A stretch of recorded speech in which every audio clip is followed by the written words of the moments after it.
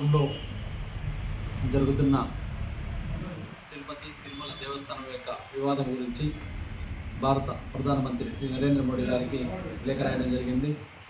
హిందూ సమాజంలో కోట్లాది మంది ప్రజల మనోభిప్రాయాలను ఏ విధంగా ఉన్నాయి, మేము ఈ మధ్య గ్రామాల్లో భారతీయ జనతా పార్టీ సభ్యత్వం కోసం వెళ్ళినప్పుడు వారి యొక్క అభిప్రాయాలు అన్నీ కూడా ఈ యొక్క లేఖలో భారత ప్రధానమంత్రికి వివరించడం జరిగింది.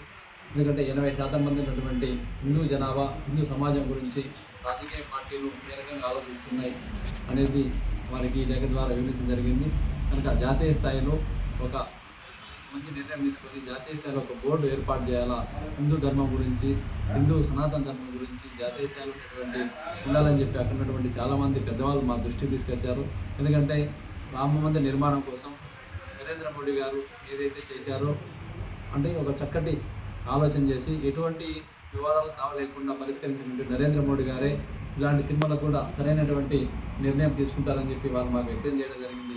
అదే విషయాన్ని భారత ప్రధానమంత్రి శ్రీ నరేంద్ర మోడీ గారు కూడా వివరించడం జరిగింది. భారతీయ జనతా పార్టీ పట్ల ప్రజలకు నమ్మకం, విశ్వాసం కలుగుతుంది కాబట్టి ఈ యొక్క అంశాన్ని భారత ప్రధాని నరేంద్ర మోడీ దృష్టికి తీసుకెళ్లడం జరుగుతుంది.